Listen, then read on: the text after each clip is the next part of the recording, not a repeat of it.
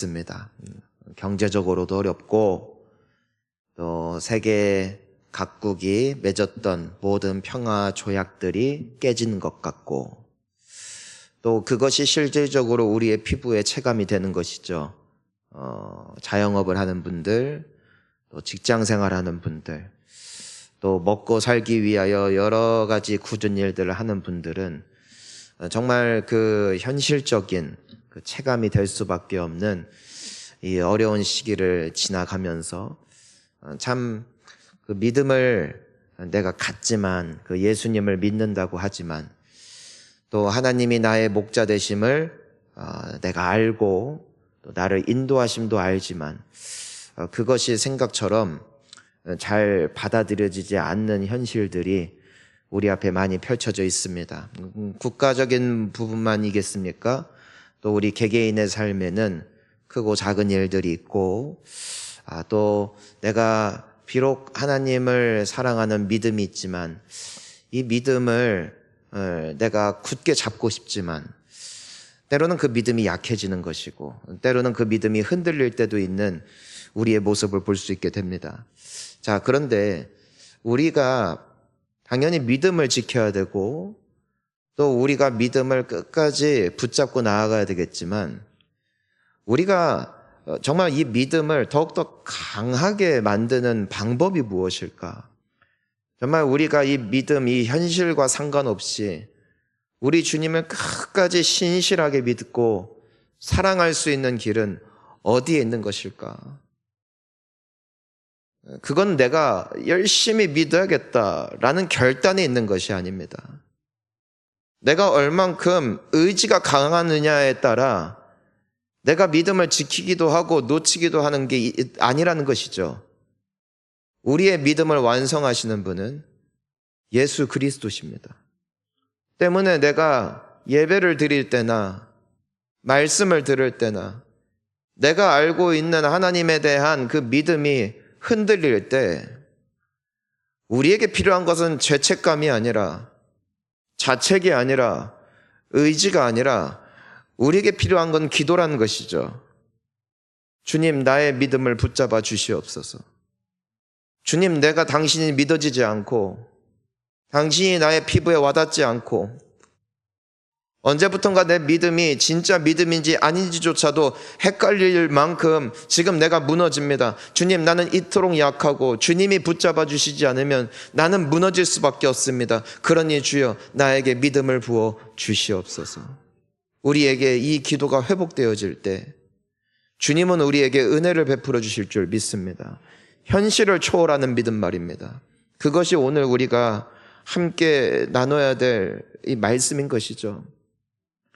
여러분, 이 믿음이 약해지면은 교회에 오는 것도 부담이 되고 예배를 드리는 것도 기도를 하는 것도 시간 낭비로 혹은 다른 일에 비하여 훨씬 중요하다고 내가 고백함에도 불구하고 정작 내가 드려지는 시간을 보노라면은 그 말과 믿음과 또 행동이 일치하지 않는 것을 우리는 보게 되는 것이죠. 그때 우리에게 필요한 것은 죄책감이 아니다.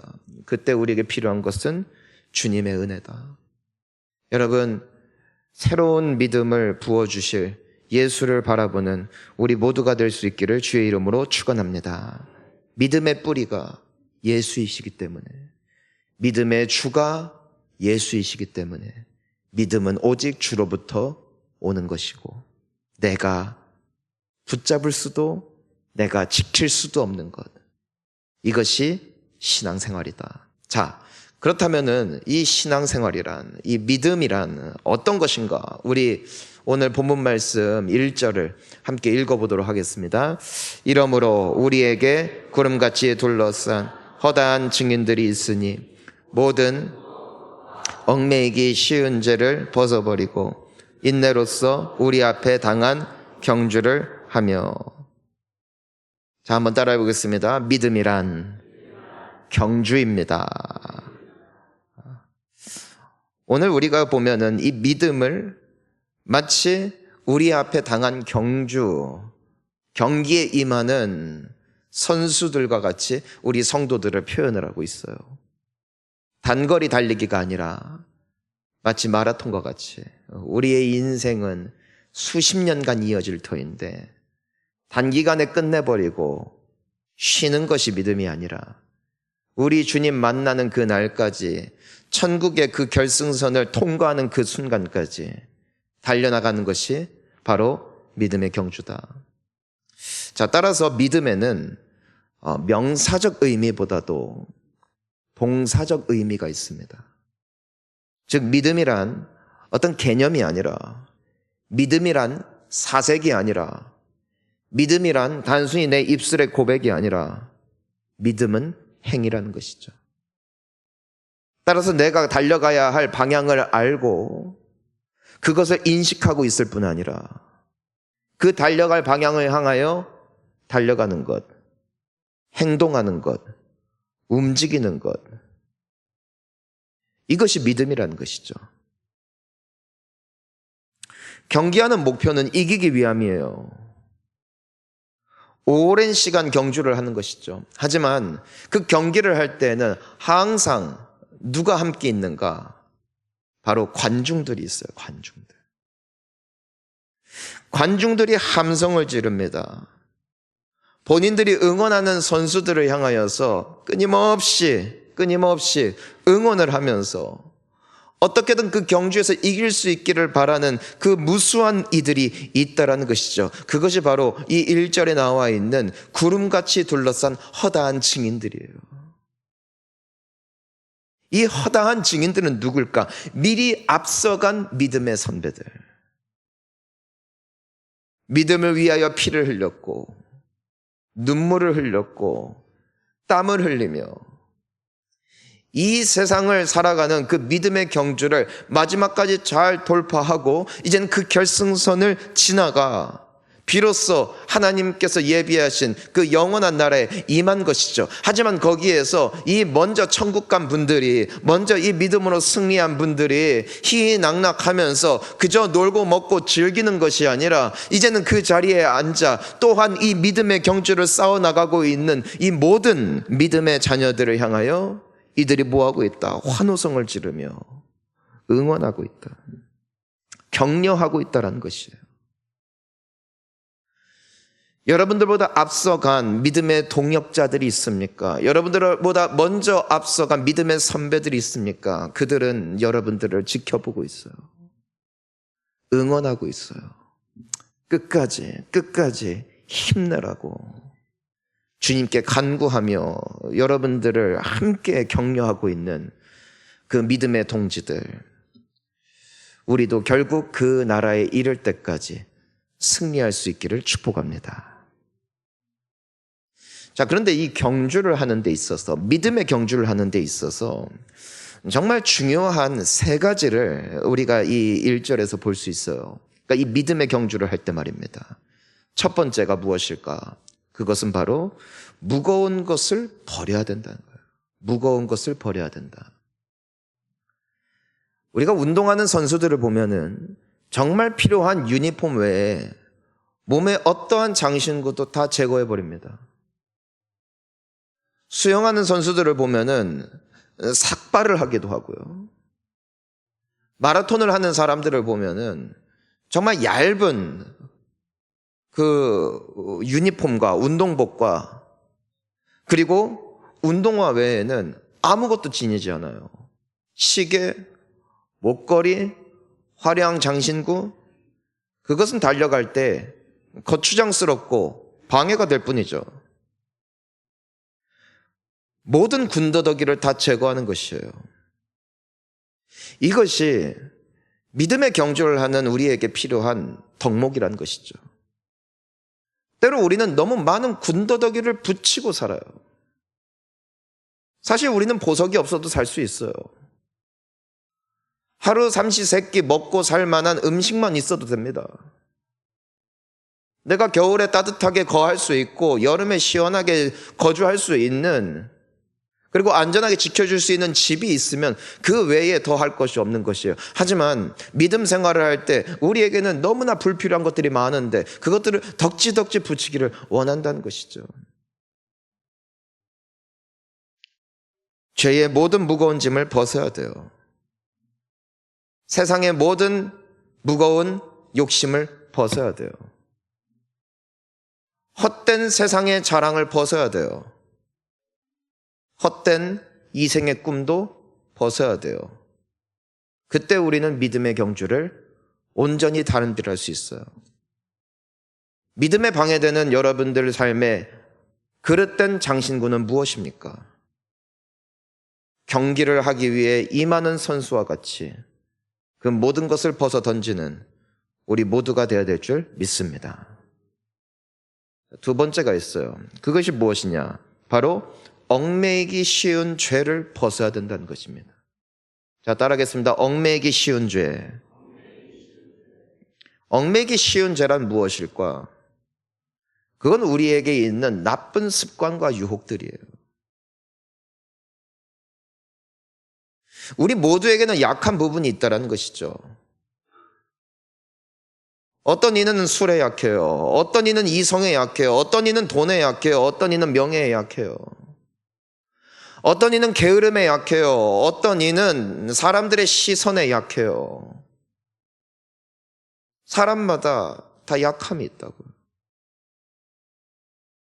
근데 그것을 벗어버리지 않으면 우리는 믿음의 경주를 온전히 다름질할 수가 없다는 것입니다. 우리는 종종 나는 약해도 주님이 나를 사랑해 주시지, 나는 부족해도 주님이 나를 사용해 주시지 라는 말로 주님의 말씀을, 주님의 도전을, 주님의 부르심을 회피하기가 너무나 쉬운 것이죠. 하지만 주님은 우리에게 분명히 말씀하시는 거예요. 그것을 벗어버리지 않으면 우리는 마지막까지 달려갈 때 너무나 많은 고생을 한다는 것입니다. 경기에 임하기 위해서는 모든 걸 잊어버리고 온전히 훈련에 매진하는 것이죠. 올림픽 경기를 위하여 그 수많은 선수들이 선수촌에 들어가 사람들과의 연락, 사람들과의 일상적인 삶, 그리고 나에게 있는 따뜻하고 안락한 모든 것들을 벗어버리고 오롯이 그 경기에 집중하고 그 훈련에 집중함으로써 나중에 메달권에 들어가게 되는 것처럼 우리가 주님이 예비하신 그 나라에 이르기까지 우리에게 필요한 불필요한 모든 더러운 습관들을 벗어 던져야 된다는 것이에요. 여러분, 왜 훈련을 하냐는 것이죠. 나에게 익숙하지 않지만 울면서 훈련을 받고 죽을 것 같아도 토를 해나가면서 그러면서도 훈련을 하는 것이죠. 운동선수들 말입니다. 우리가 그런 마음으로, 그러한 자세로 우리를 얽매기 쉬운 죄를 벗어버리고 주님이 부르신 자리를 향하여 끊임없이 나아가야 우리는 이 경주에서 승리할 수 있다는 것입니다. 구경꾼이 되지 않고 선수가 되는 것, 이것이 신앙생활이고 그것이 주님의 부르심입니다. 사랑하는 성도님 여러분, 선수 되시기를 축복합니다. 예비하시고 준비하는 믿음의 경주자가 되시기를 주의 이름으로 축원합니다. 따라서 여기에 필요한 세 번째가 있어요. 그게 뭐냐? 인내로서. 자, 따라하겠습니다. 인내해야 돼요. 그러니까 나에게 있는 무거운 것, 쓸데없는 것들 벗어버리고 나에게 있는 악한 습관들 벗어버리고 가야 된다는 것이에요. 무엇으로? 인내로. 하루 이틀 했다가 포기하는 것이 아니라 인내로 말입니다. 군대에서도 장교가 되기 위해서는 그 수개월의 훈련을 견뎌야 되고 병사가 되기 위해서도 수주간의 훈련을 견뎌야 돼요. 인내해야 돼요. 인내해야 돼요. 제대하기까지 인내해야 돼요. 경기를 치를 때까지 인내해야 돼요. 끝까지 인내해서 싸우는 자가 그 자리에 올라가는 것이죠. 하지만 우리에게는 너무나 많은 미혹이 있는 것이에요. 고비가 있는 것이에요. 포기하고 싶은 거예요. 되돌아가고 싶은 거예요. 그때 우리에게 오는 정말 좋지 않은 습관들이 있는데 첫 번째가 중도에 포기한다는 것입니다. 나의 습관을 버리지 못해서 포기하는 것이고 나에게 있는 여러 가지 덕지덕지 붙어있는 세상의 영광이 너무 좋아서 포기하는 것이에요. 아니면 우리는 목표를 수정하기도 합니다. 목표를 수정하는 거예요. 주님의 부르심이 있는데 힘드니까 목표를 바꾸는 거예요. 근데 거기에 그럴싸한 이유를 붙이는 것이죠. 어쩔 수 없었다. 어쩔 수 없었다. 그러면서 우리는 어느샌가 이 신앙의 기준을 하나님의 말씀에 두는 것이 아니라 나의 상황, 나의 형편, 나의 됨됨이에 그 기준을 둠으로써 주님의 말씀을 따라가기보다도 문화와 전통 그리고 주변에 있는 사람들이 어떻게 살아가는가 그리고 나의 상황이 어떤가가 어느샌가 기준이 되어버리니까 우리의 수준은 너무나 유치해지고 너무나 형편없는 수준으로 전락할 수밖에 없게 되더라는 것이죠. 우리의 믿음의 주요, 우리를 온전케 하시는 이는 오직 예수 그리스도십니다. 그리고 우리가 따라가야 할 믿음의 기준은 오직 하나님의 말씀입니다. 그러니 핑계대지 맙시다. 그러니 남 탓하지 맙시다. 그러니 포기하지 맙시다. 끝까지 믿음의 경주를 인내로서 싸워나가는 우리 모두가 되었으면 좋겠습니다. 이것이 주님이 부르시는 믿음의 경주에 임하는 모든 자들을 향한 말씀이에요. 자, 그렇다면은 이 경주는 어디가 있어요? 결승선이 있단 말이에요. 그러면 믿음의 목표는 무엇일까? 그것이 바로 2절 말씀이죠. 함께 읽겠습니다. 믿음의 주요 또 온전하게 하시는 이인 예수를 바라보자.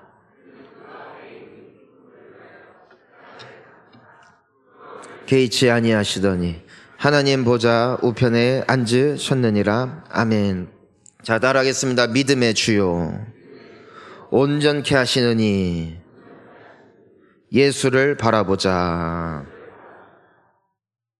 여러분, 결국 믿음 생활은 나의 시선을 누구에게 고정하는 것인가? 예수를. 따라합니다. 예수. 야, 예수. 예. 옆에 있는 사람을 보지 말고, 직분을 보지 말고, 교회 행정, 교회 프로그램, 교회 건물 을 보지 말고 우리가 주목하고 우리가 묵상하고 우리가 바라보고 우리가 따라가야 할 유일한 분은 오직 예수십니다. 그 외에는 주가 없어요. 그 외에 더 뛰어난 이름을 하나님께서는 주신 적이 없어요. 예수를 바라봐야 되는데, 예수만 바라보면은 신앙생활이 되는데, 예수만 바라보면은 믿음이 회복되는데, 우리는 끊임없이 세상을 보고, 정치를 보고, 경제를 보고, 사람을 보고, 저들의 죄악을 보고, 나의 형편을 보고, 나의 수준을 묵상하고, 그러니까 믿음이 어떻게 된다? 무너졌다는 거예요.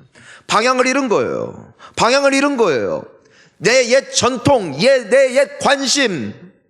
어떤 이들은 우리 교회는 옛날에 이랬는데 이거를 묵상하고, 예전에는 우리가 이렇게 했는데 이거 묵상하고, 아니요, 우리가 묵상하리, 우리가 바라볼 있는 오직 예수인데,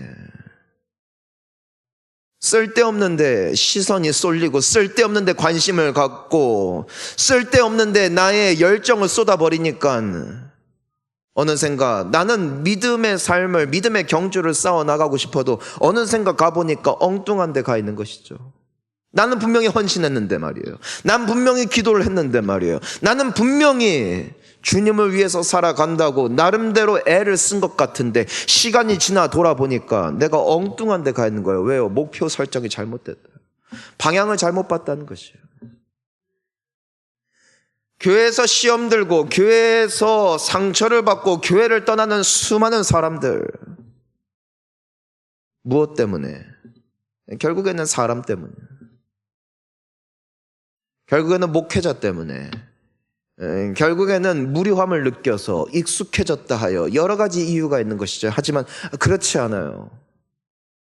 우리의 시선을 예수께 고정하고 살아간다면 우리는 끝까지 달려갈 수 있을 것이고, 여러분, 믿음 생활은 얼마나 빨리 통과하느냐가 아니에요. 결국 그 자리에 도달하는 것이죠.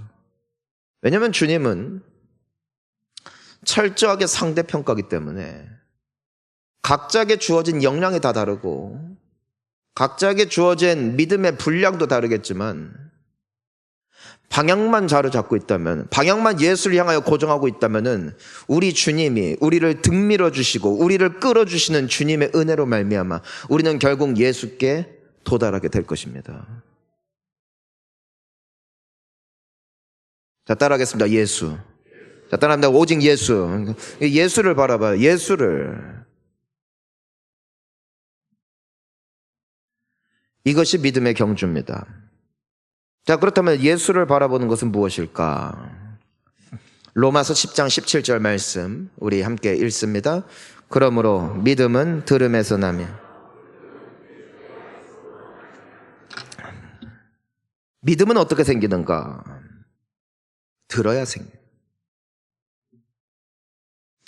씨를 뿌려야 싹이 자라듯 말씀을 들어야 믿음이 자랍니다. 우리가 예배를 소중히 하고 우리가 주중에 큐티를 하든 새벽 기도를 하든 내가 하나님의 말씀 앞에 서는 몸부림을 내가 멈추지 말아야 되면 끊임없이 말씀으로 이 땅에 오신 예수 그리스도를 바라보기 위함입니다. 이것은 신앙 프로그램이 아니에요. 이건 교회 프로그램이 아니에요. 새벽 기도가 더 중요하냐, 큐티가 더 중요하냐, 뭐가 더 중요하냐는 없어요. 중요한 건 오직 예수예요. 예수 그리스도께서 말씀으로 이 땅에 오셨고 말씀을 읽고 말씀을 묵상하고 말씀을 주목하며 말씀이 나를 이끄는 그 방향으로 내가 달려가는 것, 이것이 예수를 따르는 삶이요, 이것이 예수를 바라보는 삶입니다. 성도님 여러분, 저는 여러분들의 묵상이 회복되기를 축복해요. 복 있는 자는 여호와의 말씀을 주야로 묵상하는 자라고 했어요. 즉 여호와를, 이게 정말 그 말씀을 바라보는 자, 예수를 주목하는 자 말입니다. 우리는 항상 쓸데없는 것을 묵상함으로 걱정에 빠져요, 근심에 빠져요, 절망에 빠져요. 하지만 예수를 바라보고 예수를 묵상하면 희락이 회복되고 기쁨이 회복되고 믿음이 회복됩니다. 예수를 바라봐야 될 줄 믿습니다. 주님은 우리 2절 말씀을 다시 보면은 그분은 믿음의 주시다. 믿음의 창시자시다. 믿음은 예수로부터 온다. 자, 따라하겠습니다. 믿음은 예수로부터 옵니다. 나에게서 오는 게 아니라고요. 내가 믿음을 얼마나 강하게 갖고 있느냐, 이건 다 거짓말이에요. 믿음이 좋다? 누가 믿음이 좋아요? 여러분, 그건 오만한 말이에요. 그건 정말 경솔한 말이에요. 믿음의 주는 오직 예수예요. 내가 믿음이 강하다는 것은 어불성설이에요. 믿음이 강하다는 의미는 딱 하나예요. 예수 안에 거하는 삶. 그것이 강한 믿음입니다. 믿음이란 나는 믿음을 가질 수도 없고 나는 끝까지 승리할 수도 없고 나에게는 힘과 능도 없으나 내게 능력 주시는 자 안에 있으면 나는 이 모든 것을 할 수 있음을 믿는 것이 믿음이고, 따라서 믿음은 그 예수 안에 거하는 거예요. 그러니까 예수님이 우리에게 말씀하신 건 딱 하나예요. 내 안에 거하라. 내 안에 거하라는 거예요.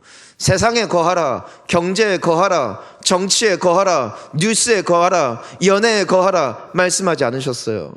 세상 일에 거하라, 세상의 평화를 거하라, 그런 말씀 안 하셨어요. 내 안에 거하라 말씀하셨어요. 왜냐하면 그분이 믿음의 주이시기 때문에. 그럼 우리의 믿음은 날로 강해집니다. 나의 믿음이 강하기 때문이 아니라 믿음의 주 되시는 예수 안에 있을 때 우리 믿음은 온전해지는 줄 믿습니다. 자, 두 번째 뭐예요? 주님은, 자, 따라하겠습니다. 주님은 믿음을 온전케 하신다. 나에게 실망이 된다면 그건 여전히 나에 대한 믿음이 있기 때문에. 그래도 이 정도면 할 수 있을 거야. 그래도 이 정도는 끝까지 할 수 있을 거야. 여전히 나에 대한 믿음, 나에 대한 기대, 나에 대한 소망이 있으면 결국 찾아올 것은 실망밖에 없어요. 절망밖에 없어요. 그 안엔 기쁨도 안식도 없어요. 그건 율법주의일 뿐이에요. 주님은 율법을 폐하셨어요. 그리고 우리에게 당신을 율법으로 주셨어요. 예수 안에 있으면 모든 것이 완전해집니다. 여러분, 내가 완전해지는 게 아니에요. 크리스천에게 완전이란 흠이 없는 게 아닙니다. 크리스천에게 있어서 완전이란 완전이신 예수 안에 있는 것입니다. 여러분, 세상에 의로운 자가 누가 있겠어요? 하지만 의로우신 이는 오직 예수 그리스도. 따라서 예수를 믿고 그분을 영접하는 자는 구원을 얻습니다. 내가 의인이기 때문이 아니라 의인이신 예수 안에 내가 거할 때 예수로 말미암아 나도 의에 이르는 것이고 그로 인하여 구원을 얻는 것이지, 내 안에 있는 선한 것과 착한 것이 나를 구원한 것이 아니더라는 것이에요. 예수 안에 거하시면 주님 안에 여러분은 완전해집니다. 성숙이란 내가 열매를 맺는 것이 아닙니다. 나이를 먹고 인품이 훌륭한 것이 크리스천의 성숙이 아닙니다. 내 안에 거하라. 그가 내 안에, 내가 그 안에 거하면 사람이 열매를 많이 맺나니 나를 떠나서는 너희가 아무것도 할 수 없음이라. 열매는 내가 맺는 것이 아니라, 열매는 가지의 책임이 아니라 가지가 나무에 붙어 있으면 그 가지에 열매가 맺히듯 생명나무요 참 포도나무 되시는 예수 그리스도에게 붙여진 바 되어질 때 우리의 인품, 우리의 성품, 우리의 삶에는 풍성하고 아름다운 성령의 열매가 주렁주렁 맺힐 것입니다. 교회를 오래 다닌 것, 봉사를 오래 한 것, 그것이 나를 살리는 것이 아니라 나의 양심과 나의 신실함과 나의 착함이 예수를 닮아가게 하는 능력이 아니라 오직 예수만이 답이고 오직 예수만이 길이요 진리요 생명 되심을 믿는 것, 이것이 신앙생활이고 이것이 우리가 달려가야 할 믿음의 경주요, 우리가 방향을 잡아야 할 유일한 목표인 줄 믿습니다.